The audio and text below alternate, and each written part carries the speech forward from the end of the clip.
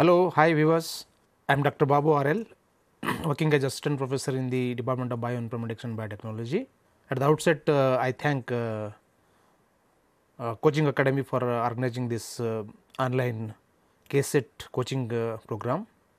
So, I am here to speak with a certain concept of environment and human, their interactions, ecosystem, ecology, and the population dynamics, and the Human Development Index, Millennium Development Goals, Sustainable Development Goals. So, these are the topic I am going to cover in this particular session. So, we will begin with the concept of people.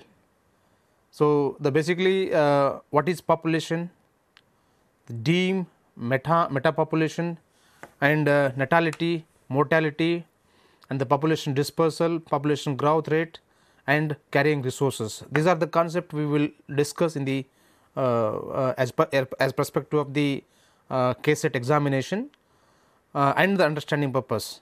So, basically the population it is defined as a near permanent group of interbreeding individuals of species found in a space or a geographical area at a particular point, called as local population, and which is also called as DEEM.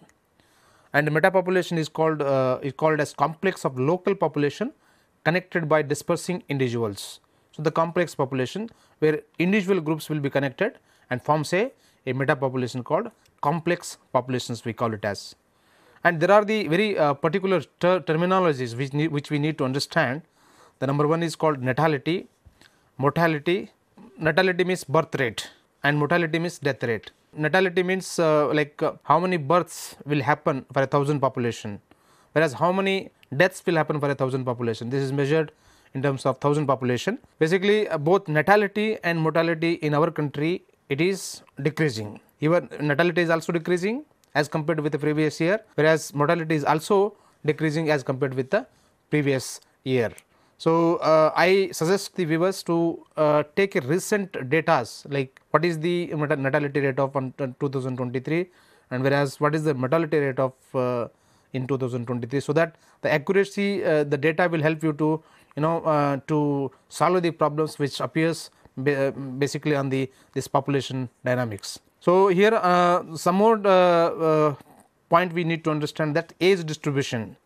Whereas we have three different ages, that is called free reproductive and post reproductive.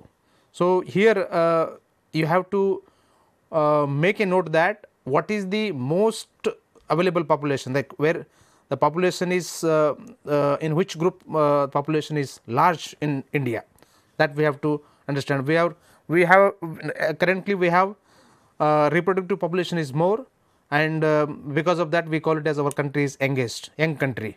So, because of that the many of the investments are coming into the India, it is one of the factor for foreign direct investment. Whereas population dispersal, this is again one more important concept, and we have even the many questions have been appeared in the previous examination, like immigration and migration basically. So, immigration means one who leave this country and go to the other country, whereas immigration means the person from the outside the country, he coming into the he or she coming into our country. So, basically when you take the net immigration rate, net immigration if you take in 2003, we have almost in the negative, means we have more immigrants for us. So, therefore, you have to take a point on this particular concept, and so that will help you to solve the problems. As I said in the slides also I have mentioned that the question may be asked on the immigration rate, comparative of birth rate and death rate. So, this will help you to judge the question easily. And in the right side I have given the slide, there is a relationship between the human activities and environment, and that leads to what, how the pollution is going to be generated. This is just a triangle, the figure I have given here. So, in order to understand that what are the causative agents for the pollution, and how it going to affect the environment, and these pollutants how they are related to the how they are related to the human activities.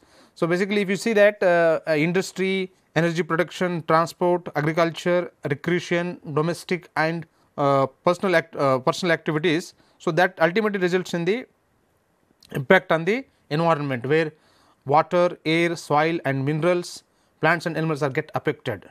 So, therefore, again, and because of these activities leads to the air pollution, air pollution, the air pollutant, water pollutant, soil pollutant, radioactive waste and other toxic minerals are going to be released because of these activities. So, this is the relationship we have, and my point is here we have to develop at the rate, and we have to develop, but with the approach of sustainability, means we have to use properly the resources what we have, and the management of the whatever the hazardous chemicals or pollutants released to the environment, that has to be managed properly and it should be released into the environment. So, as you know that environment is the sum total condition which surrounds the man in a given space and time. So, the component of the environment, we have abiotic component, that is also called non-living component, and those which includes lithosphere, hydrosphere, atmosphere. Whereas biotic component, that is called living components, which includes plants, animals, microorganisms. And another component is called energy component, which includes solar energy, wind energy, geothermal and hydroelectricity and nuclear power. So, this is the component of the environment. And coming to the ecology, the term ecology is coined by Ernest Haeckel in 1869. Like in the previous year question papers, the question was asked that who coined the term ecology. So, Ernest Haeckel in 1869 he coined the term ecology. It deals with the study of organisms in in their natural home, how an organism interacted with other species and the relationship in natural natural environment and ecosystem, and in individual population or in a community, how they have relationship with the in an individual, in a population or a community. This is we have to understand in the ecology. So, how do you measure the there are some terms which we use to measure the ecological consumption. So, measuring of consumption of natural resources in comparison to earth ecological capacity to regenerate them is called ecological footprints. So, ecological footprints is measured in the global hectares. So, the global hectares unit is used to measure the ecological footprints. The meaning of this is like how the consumption of natural resources to earth ecological capacity to regenerate them is called ecological footprints, how we are consuming it. So, this has to be calculated, this has to be measured. So, that we measured with the global hectares, and this indicates that how the relationship between the humans and the resources available and their consumption. So, we can able to calculate the consumption rate, and with this ecological footprints, it will help us to make policies, government policies, in order to reduce the consumption or in order to look out into the some other alternative resources. Like that, it will help us to make the policies. Then coming to the another concept called species, population and community. Species is a set of organisms that resembles each other in a certain features, and members of the species living together and interacting with each other are called population. So, species diversity, total number of a species and the relative abundance. Greater species diversity indicates higher number of niches and stability of the community. The species diversity, see, you can take an example. The species diversity is high in the western Ghats, whereas species diversity is less in the desert, and it is also less in the, even if you go to the if you go to the cold regions like South Pole, North Pole, where you have very less species diversity, because the temperature and the other environmental parameters which will not going to support to those organisms to grow. If you consider in that case, like the whole the tropical regions, we call it as tropical regions, it includes southern part of America and the African country, and including the India, some part of this Indonesia, and all these countries are basically, they are very rich in the species diversity. So, we in India we call it as Western Ghats and the Eastern Ghats, basically Eastern Ghats and the mountain regions of that is called chicken neck, we call it as like eastern states. The chicken neck states, they have a high species diversity, means number of species are available more. Okay. And if you see the desert of Rajasthan, you have very less species diversity. So, you may ask the questions like which are the hotspots of species diversity, which are the hotspots of species diversity, then you should give an option that like Western Ghats and the Eastern Ghats are the hotspots of the, and also Himalayan Himalayan region. Himalayan region is also one of the species diversity hotspot.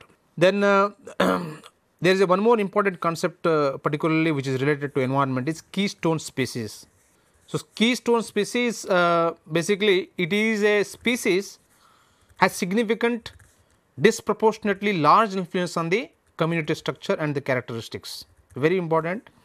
See, for example, if you take African elephants in savanna forest, see if you eliminate the African elephants in savanna forest, the whole ecosystem, the whole ecology will going to be disturbed. So, that is why like in a keystone means, suppose if we have a building, in the building we have a very important stone, if you remove that stone, whole entire building will be collapsed. So, that is the concept. The keystone species is such a species, if you remove that species, the whole ecological system will be collapsed.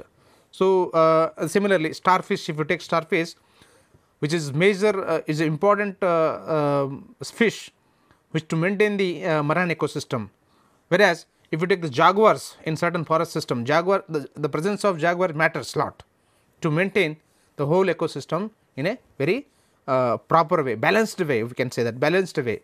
So, the keystone species is very important, and based on the keystone, I think on this concept several times the question has been appeared. So, another concept is critical link species, we call it as critical link species, the species that play very important role in the supporting network species as pollinators. Example, see it is present in the supporting network. To an example, the pollinators, you might have heard, the pollinators is very important supporting network which helps us to pollinate the many plants. So, and the dispersal agents, this is also the dispersal agents we have called absorption, or we have called circulation of nutrients. For this particular function we have example called mycorrhizal fungi. The mycorrhizal fungi, it is very important to absorb the nutrients from the soil, basically the nitrogen, basically other minerals will be absorbed from the soil and is given to the plant. So, this like this, the critical link species also play a very important role in the environment. So, coming to the next term, is called ecosystem. The term ecosystem was defined by Arthur Tansley in 1935. It is the term in which the self-regulating community of a living organism interacting with each other and with non-living things. Okay, so, self-regulating community of a living organism interacting with each other with non-living things.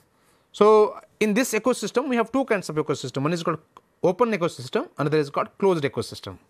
So, open ecosystem means in which energy matter exchange takes place, energy and matter exchange takes place. In closed ecosystem, no or limited exchange of energy and matter takes place. If you take open ecosystem is our forest ecosystem is an open ecosystem, whereas if you take closed ecosystem, you can take our glacial Antarctic lakes. If you go to the South Pole, North Pole, you have a lot of lakes which covered by snow. So, therefore, where energy and matter exchange will be very less, limited, or sometimes no. So, such system we call it as closed ecosystem. The difference between, I hope that you understand the difference between the closed ecosystem and the open ecosystem. The best example for open ecosystem is forest, and whereas the closed ecosystem, the best example is the Antarctic lakes. Next we have one more important concept is called ecotone. Here also we have seen the questions on the ecotone. ecotone is a very which is also ecotone is also we can call it we call them as estuaries. So, ecotone is a transitional area of a vegetation between two different plant communities, forest and grasslands. Forest and grasslands. When the forest ends with the grasslands, there is a region comes, that is a transitional area. The transitional area is called, that is called ecotone. The transitional area which is different from forest ecosystem as well as grassland ecosystem. The reason is where we have a different diversity, means we have a different species which are living in that particular area, and the requirement, their vegetation, their resources are different, and so the species diversity in the transitional area is different. So, that transitional area is called ecotone. Say for example, if you look in the best example is that when river meets the sea, when river meets the sea, the area where river meets the sea is called estuaries. The estuaries where you have lot of fishing population, like you have lot of fishing population where reproduction of fish happens more because of the because of the natural water is coming, the river water is coming up, and the sea water will be mixing, and there the environment and resources will be different. Therefore, the diversity is also different, and such area which we call it as ecotone. We have, and the species effect is called edge effect. The species effect is called edge effect. So, the forest in this one basically in ecosystem we have different ecosystem as forest ecosystem, marine ecosystem, desert ecosystem, and all desert ecosystem, and all the ecosystem has two types of components, living and non-living components, and these ecosystems are interdependent. These ecosystems are interdependent in one or the other way. Sometimes the marine is dependent on the forest, whereas the desert is dependent on the forest ecosystem, like that they are all dependent. The living components and this is about the different ecosystems, ecotone, and the critical link species which are basically related to the ecology. The components of the ecosystems are, we have called producers, consumers. The producers are basically the autotrophs, and consumers are basically the herbivores, carnivores, omnivores, and detrivores and decomposers. So, these are the living components of the ecosystem. Abiotic components are there are non-living components. They are basically chemicals and chemical and physical factors that affects the ecosystem. So, how how ecosystem has its functions, like how it going to play functions. It has different food chains and food webs, unidirectional flow of energy and nutrient circulation. Every ecosystem regulates and maintains itself because it has the different way of energy circulation, means energy movement, energy flow, and whereas the nutrient circulations and everything, the nutrient circulation and energy flow is maintained by the ecosystem. It regulates by a different way, and there are different trophic levels in order to regulate them. So, we have trophic levels and ecological pyramids. The trophic levels of levels of pyramids with producers at the bottom, and the primary consumers, secondary consumers, and the tertiary consumers. And this actually the whole concept was developed by Charles Elton. Ecological pyramid was developed by Charles Elton, which gives the information about the flow of energy and numbers and the biomass. So, how the numbers, biomass, number means number of species, how the biomass is going to be regulated, how the energy flow will be takes place, all these concepts were systematically determined. He gave a proposed and made a idea called food web and the pyramids. So, this helped us to understand several concepts such as pyramid of energy. So, very interestingly, see, you can see the pyramid I have given here. The pyramid of energy, in energy pyramid is always upright and vertical. Energy pyramid is always upright and vertical, means as we go on the energy will be decreased. So, you may ask the questions that energy pyramids upright and vertical, then other options will be given down, right and vertical, then other options will be given. Like that the questions will be like that the options will be prepared, and you have the always the pyramid of energy is always upright and the vertical, means as we go on upside from autotrophs to carnivores, from autotrophs to tertiary consumers, the energy is always decreased. Okay. It shows the flow of energy at different trophic levels. It depicts the minimum and maximum energy at different trophic levels, successive loss of energy in the form of heat, respiration, etc. Because why the energy is decreased? Because because of the loss of energy in the form of heat and the respiration and other processes as well.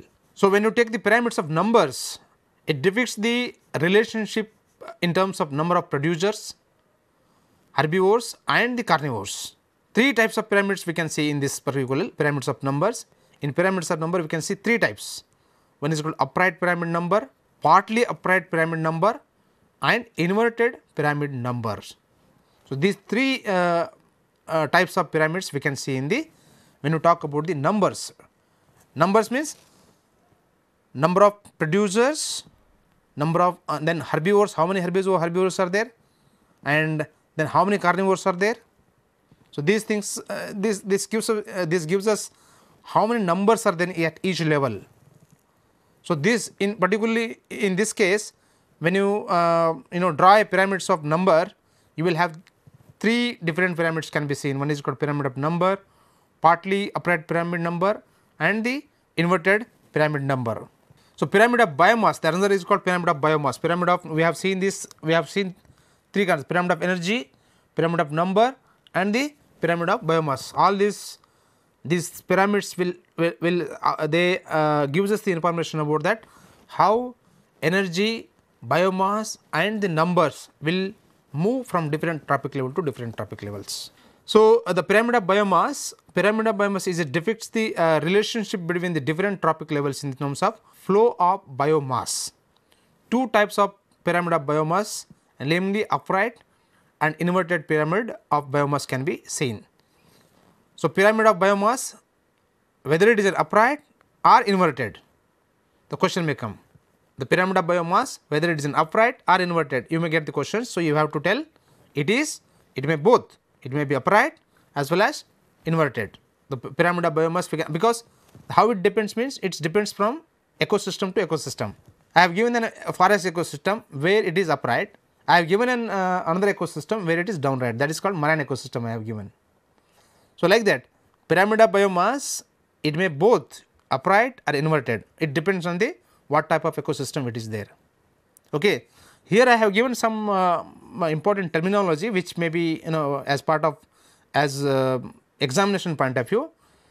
Eutrophication, eutrophic means water bodies have good quality of minerals. Eutrophic means water body have good quality of minerals. Oligotrophic, water bodies have different in minerals and organic growth. Oligotrophic means water bodies have deficient in mineral and organic growths.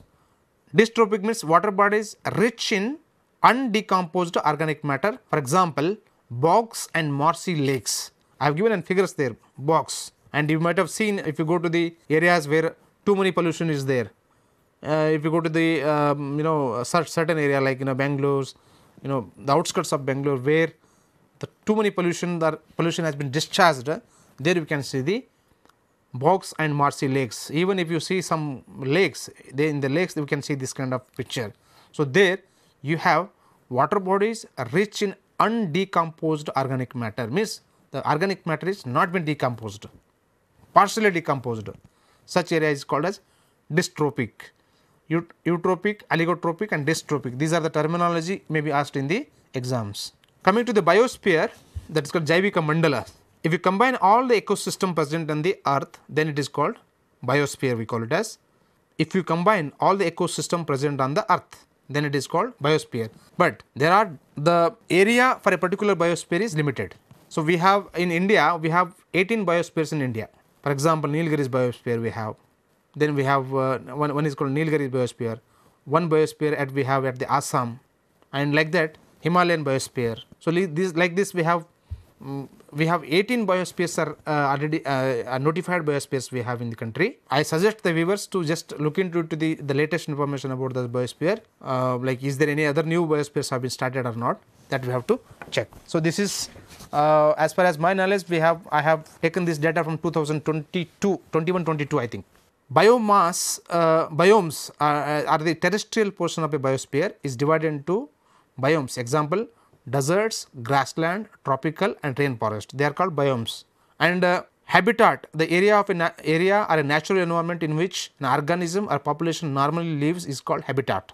So, the area or a natural environment in which an organism or a population normally lives is called habitat. 4 spheres of earth we have, basically lithosphere, hydrosphere and biosphere and atmosphere. As you know that lithosphere is a solid, rocky crust covering the entire planet. The lithosphere is a very solid and rocky and crust covering the entire planet. It gives entire surface on the form of top Mount Everest to top marine to bottom Mariana Trench. You know, the Mount Everest is the highest peak level and the Mariana Trench is the lowest depth of the earth. So, Mariana Trench is located in the Pacific Ocean and the deep is around 2550 kilometer deep and 69 kilometer width. So, this is the Mariana Trench. You may ask the question that where is the Mariana Trench is located, where is the Mariana Trench is found. So, you have to, the Mariana Trench is found in the Pacific Ocean and this is the deepest point of the earth, okay, the deepest point of the lithosphere we can call. Hydrosphere is composed of all the water on the earth, on or near the earth. 97% of the water in ocean, rivers, lakes and moisture is in the air, and whereas 3% of the fresh water, majority of the fresh water is from ice sheets and glaciers. Okay.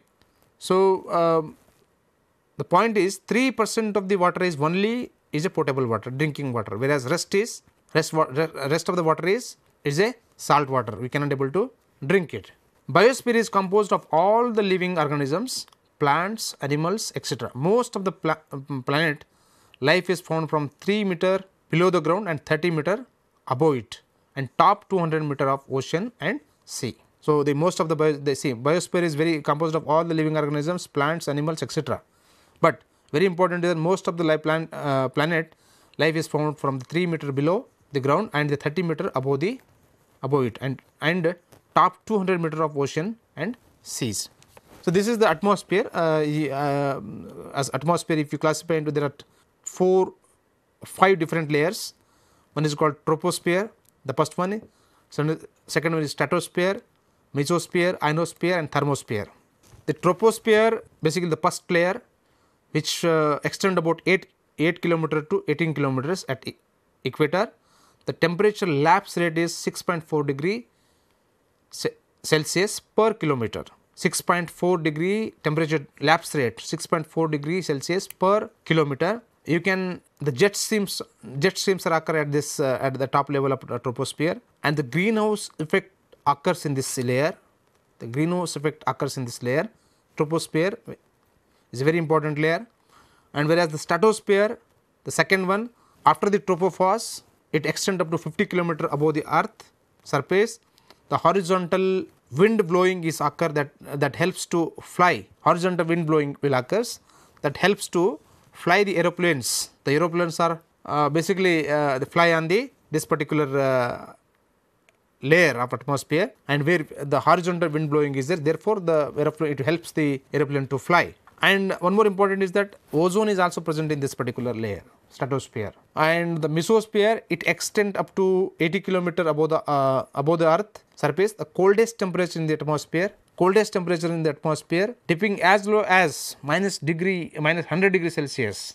You can see in the atmosphere. See, as we go on in the mesosphere, as the kilometer extends, you can see the dropping of temperature up to the minus 100 degrees Celsius. The mesosphere the temperature may drop, and the phenomenon of shooting star occurs here. Very important. The phenomenon of shooting star occurs here. Then another layer we have called ionosphere, which extends up to 690 kilometers, generally considered as outer space. Okay, and very important that the property is it conduct the electricity. Here it conduct the electricity. They reflect radio waves as reflect solar, also reflect solar wind, which is highly charged particles called aurora ejected by the sun in the polar regions. Means we can see the auroras. I have seen given a picture in the below where you can see the aurora formation is there. No, that aurora formation is there in the that particular layer, ionosphere layer. I think we may in our lifetime we may see this kind of aurora formation sometime, may luckily. So that aurora formation is present in the ionosphere region because of the they conduct electricity, and their because of their ionic nature. So the aurora formation can be seen. And the last layer is called thermosphere. The temperature can rise above the 1000 degrees Celsius. It is thickest and most vertical expansion layer in the atmosphere. Most vertical, is the biggest in terms of length. This is the biggest layer in the atmosphere. And the very important is that Hubble Space Telescope and International Space Station. Hubble Space Telescope and the International Space Station orbits in the thermosphere. Thermosphere we can see the International Space Station and Hubble Telescope. Then what are the factors affecting the environment? The factors affecting the environment is called, one is topographic. The topographic means the altitude, the mountain, the plateaus, plains, river, sea level, valleys, forest. These are all the factors, topographic factor which affecting the environment. Climatic factors, the atmosphere, light, temperature, humidity, wind, rain.